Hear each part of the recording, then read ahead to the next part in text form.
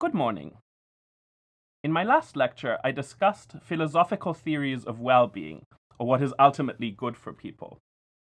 In today's class, we return to the main theme of this first half of the semester, namely normative ethics, the study of right action.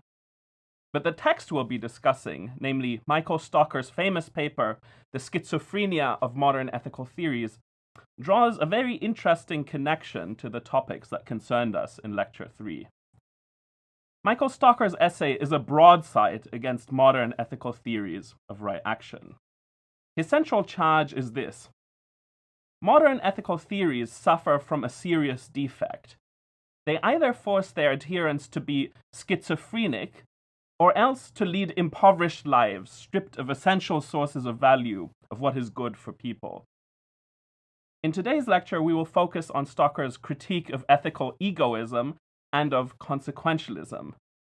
Later in the semester, when we're reading Kant's Groundwork of the Metaphysics of Morals, we will revisit his criticisms of deontological ethics. Now, of course, when Stocker alleges that modern ethical theories force their adherents to be schizophrenic, he's not speaking of schizophrenia, the mental health condition. Rather, he's employing schizophrenia as a philosophical term of art. Let's practice working with the text again. Please pause the video, get out your copy of Stocker's article, and look for the passage where he defines what it is for a moral agent to be schizophrenic in his sense. I'll wait for you.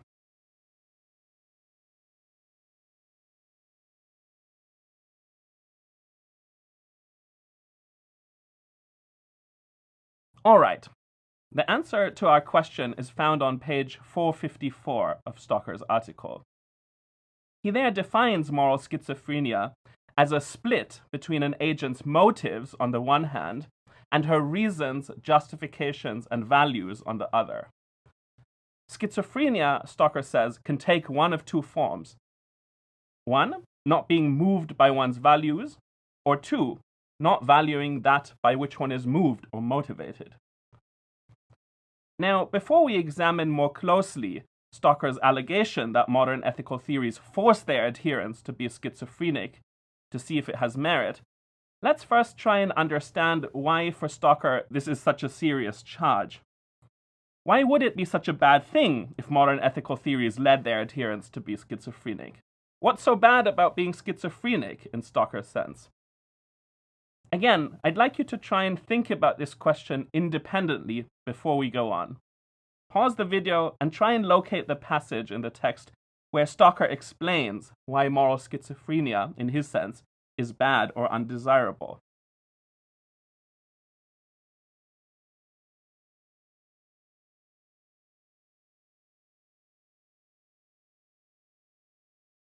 All right, here's the answer. Schizophrenia is bad or undesirable, Stocker claims, because harmony between one's motives and values, that is, the absence of schizophrenia, is an essential ingredient of a good life. At the very least, he writes on page 454, we should be moved by our major values, and we should value what our major motives seek. Such harmony is a mark of a good life. Indeed, one might wonder whether human life, good or bad, is possible without some such integration. End of quote.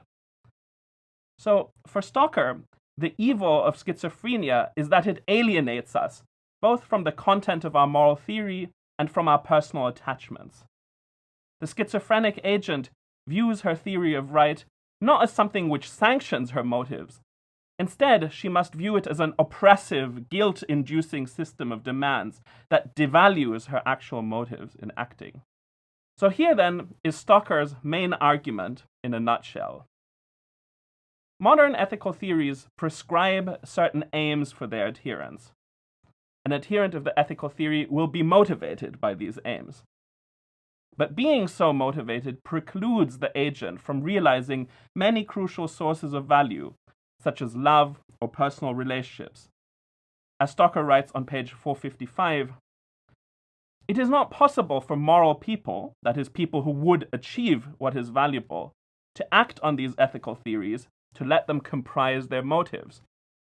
People who do let them comprise their motives will, for that reason, have a life seriously lacking in what is valuable.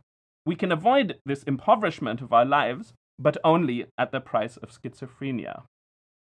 Okay, now this is all a little bit abstract for now, but let's make it more concrete by using one of the illustrations from Stocker's paper, namely the theory of ethical egoism. Now, ethical egoism, as opposed to just plain egoism, refers not to a character trait, but to an ethical outlook.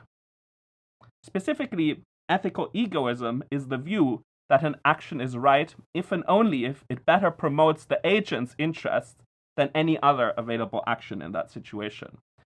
You might say that ethical egoism is like consequentialism, except that the only interests that are taken to matter in assessing an action's consequences are the agent's own interests.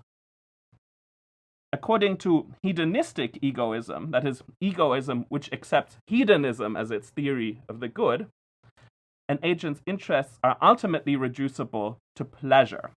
Now, what would it take to be a committed ethical egoist, that is, to try and live your life by the dictates of this moral theory? Well, a committed ethical egoist, Stocker thinks, will be motivated in all her actions to act as an egoist. In other words, she'll be motivated in all her actions to seek to promote her personal interests. But ethical egoism, Stocker thinks, confronts a paradox. It is this: love and friendship are amongst the greatest sources of pleasure in a person's life. An ethical egoist who has the aim of maximizing the amount of pleasure in her life should therefore aim to engage in such relationships. But the problem is that having the motivations of an egoist, Stocker thinks, rules out genuine love or friendship. Now, why would that be? Well, for you to love a person or to treat them as a friend is often to take their welfare as the final or ultimate goal of your action. But if the egoist's consideration of her friend stems ultimately from her desires to lead a pleasurable life, she does not treat her friend's well-being as her final goal. For that reason, she can't be a true friend or lover, because she never acts ultimately for the sake of her friends or significant others, but always for the sake of her own interests. Hence, ethical egoism, as an ethical theory, is in a sense self-defeating. The motives with which the theory gives its adherents preclude them from having genuine love or friendship. They thereby cut the egoist off from some of the most important sources of pleasure in life. And this, of course, is bad by egoism's own lights. You would better achieve your aims as an egoist, namely to have the best life for yourself that you can have, if you weren't motivated by egoism. So this is the paradox of egoism. The ethical egoist confronts a dilemma. By the way, what's a dilemma? Well, as a technical term in philosophy, a dilemma is a problem offering two possibilities, both of which are unattractive, and neither of which is clearly preferable to the other. These possibilities are sometimes called the horns of the dilemma. Someone confronting a dilemma, we sometimes say, is impaled on the horns of a dilemma. The dilemma confronting the ethical egoist is this: either she is motivated to act as her theory enjoins her to do, but this, as we've just seen, cuts her off from crucial sources of pleasure. She does worse by her theory's own lights than if she was not motivated by egoism, so that's an undesirable result. Or, this is the second horn of the dilemma, the egoist adopts motives that are not in line with egoism itself.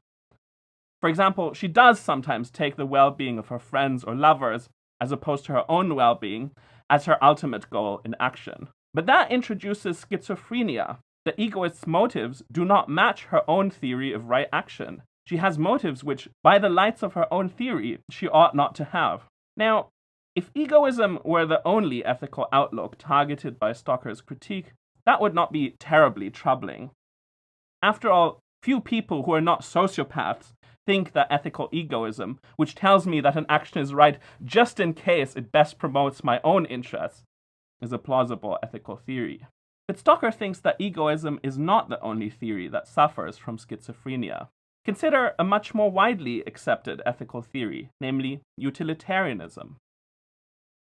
Unlike ethical egoism, which enjoins the agents to maximize her own pleasure, act utilitarianism is an entirely impartial doctrine.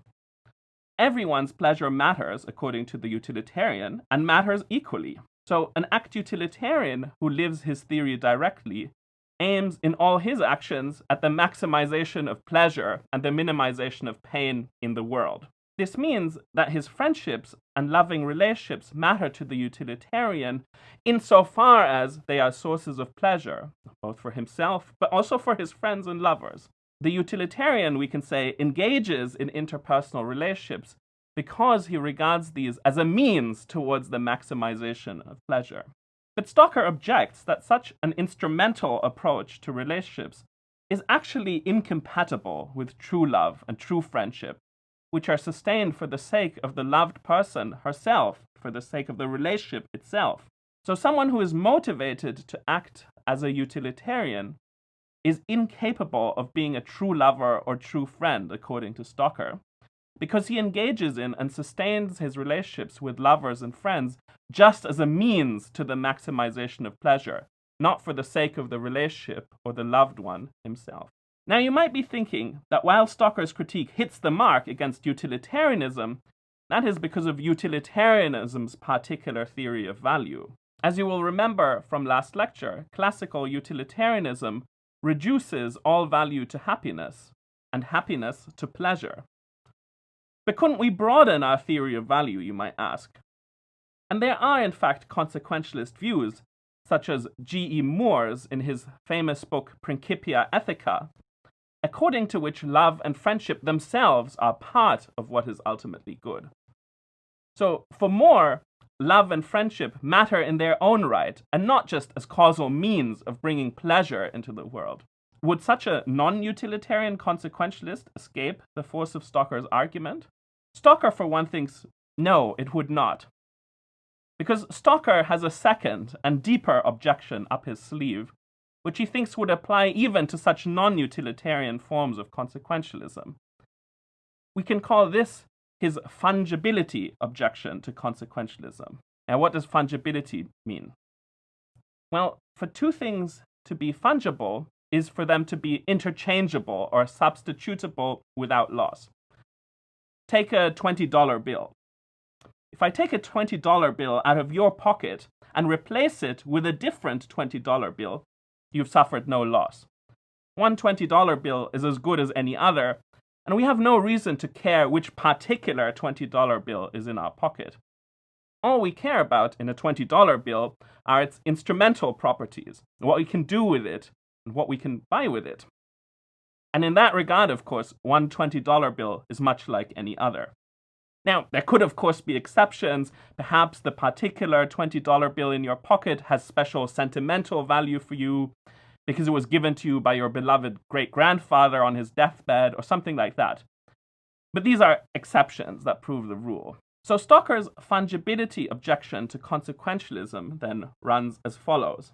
Even if a non-utilitarian consequentialist can value love and friendship in themselves, and not just instrumentally as means to producing pleasure for himself and others, there is still a worry about the fungibility of the lover or friend.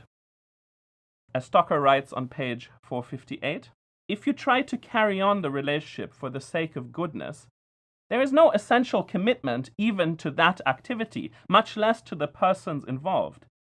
Any other person who would elicit as much of this good would be as proper an object of love as the beloved.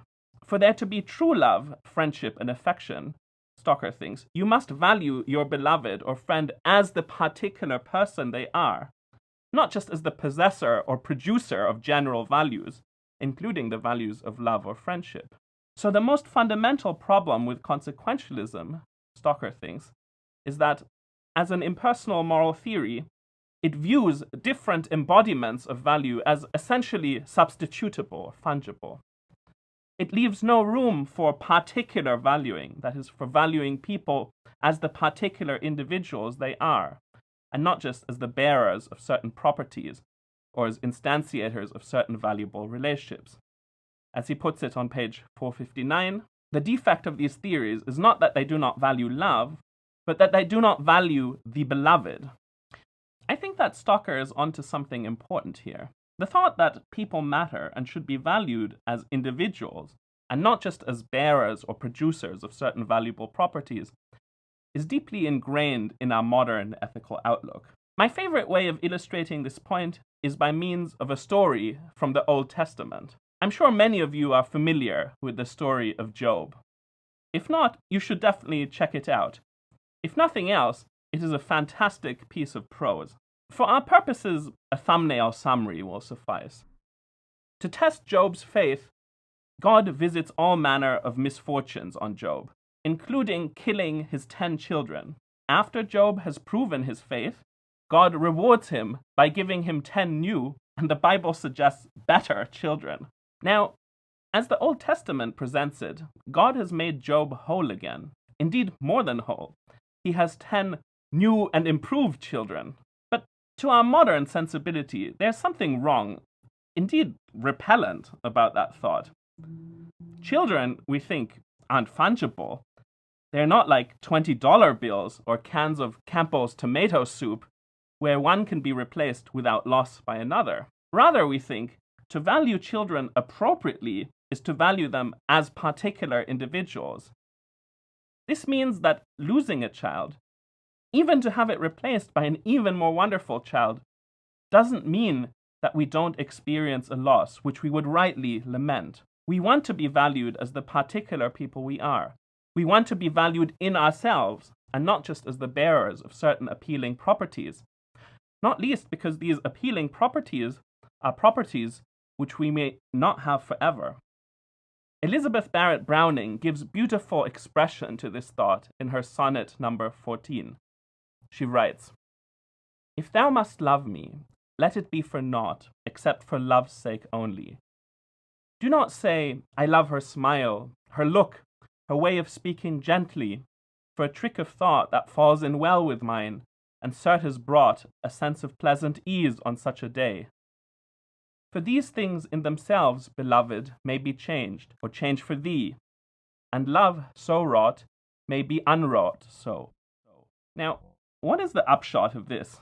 It is that consequentialism, too, has a problem. If Stocker's fungibility objection is on target, and a consequentialist who is directly motivated by her theory can't be a true lover or a true friend, then it turns out that the consequentialist faces a similar dilemma as the ethical egoist did. Either she is motivated to act as her theory enjoins her to do, but this precludes her from realizing some of the most valuable things in life, such as true love or friendship. As a result, she may do worse by her theory's own lights than if she weren't motivated to act as a consequentialist. Or, second horn of the dilemma, she adopts motives that differ from those given to her by consequentialism. But in that case, her attitudes are schizophrenic. Her actual motives will be undermined by the ethical theory she accepts. All right, so much for Stocker's critique. How might consequentialists seek to defend themselves against it? Consequentialists have standardly reacted to Stocker's criticisms by rejecting the purported alternative between schizophrenia and moral impoverishment as a false dilemma. One very well-known consequentialist response to Stocker is Peter Railton's in his article Alienation, Consequentialism, and the Demands of Morality, published 1984. Correctly understood, Railton argues, consequentialism does not require us to have motives which exclude us from realizing the goods of love and friendship. Stocker's critique, Railton argues, applies only to what he dismissively labels the naive, subjective consequentialist, who understands consequentialism as prescribing a form of decision-making. In deliberating how to act, always aim to maximize the good. Such a subjective consequentialism does prescribe a particular set of motives, and Railton accepts that it is subject to Stocker's dilemma. But subjective consequentialism, Railton thinks, is a very naive way of understanding the theory. Sophisticated consequentialists, Railton thinks, won't be subjective, but rather will be what he calls objective consequentialists. Now, the objective consequentialist views consequentialism not as prescribing a particular form of deliberation, but as providing a standard of rightness by which to evaluate the actions that flow from our deliberations. An action is objectively consequentialist if it best promotes the good.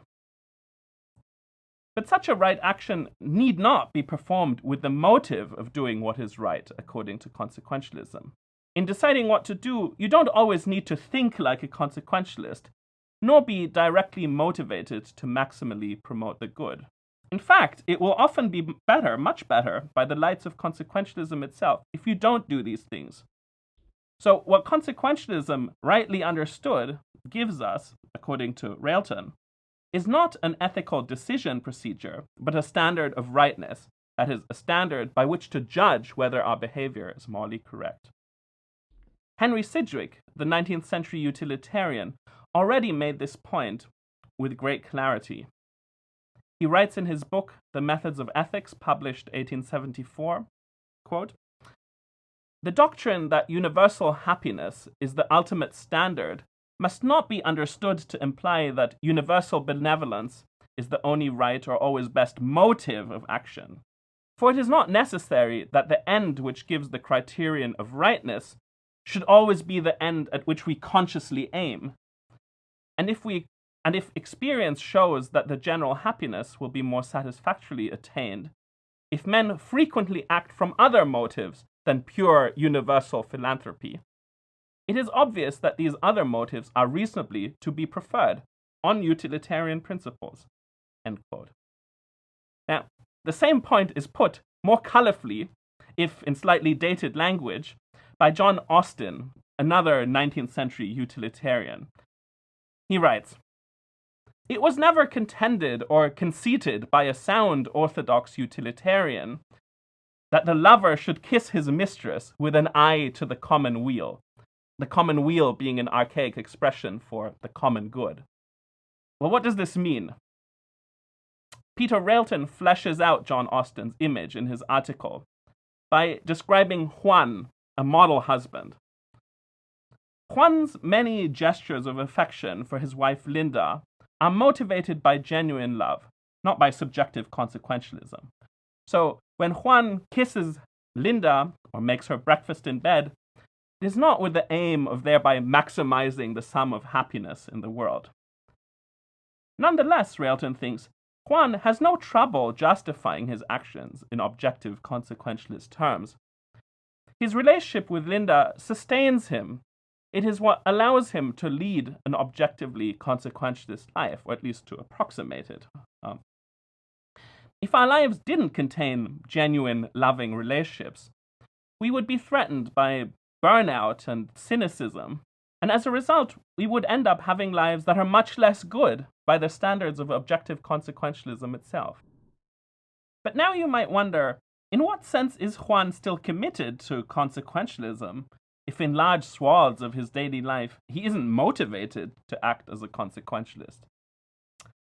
Well, Railton has an answer for you.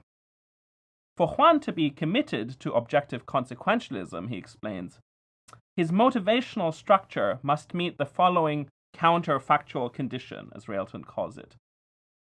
While Juan need not always act for the sake of promoting the most good, he would nevertheless not act as he does if this were not compatible with his leading an objectively consequentialist life.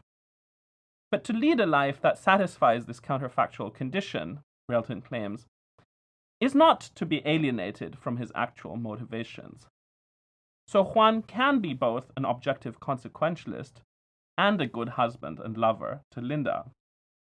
So, has Railton put Stocker's objection to rest?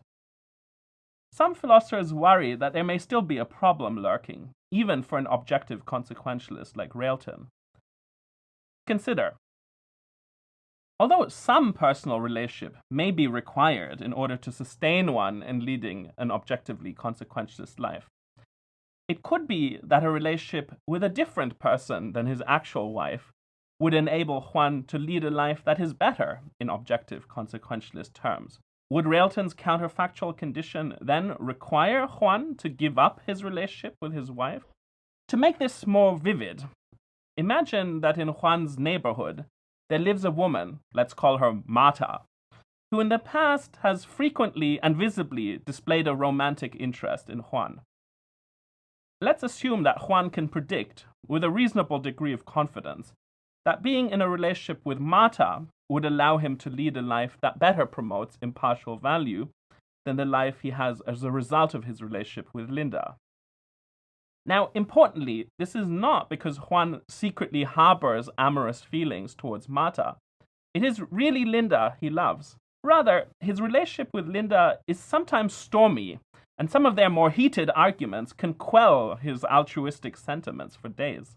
On the other hand, a relationship with the dependable and uncomplicated Marta, though somewhat lacking in passion, promises the calm and steady emotional support that would allow Juan to lead a life that more closely approximates the objective consequentialist ideal. Should Juan leave his wife to begin a relationship with Marta? Now, in evaluating this possibility, we need not make the psychologically unrealistic assumption that Juan's separation from Linda would be easy.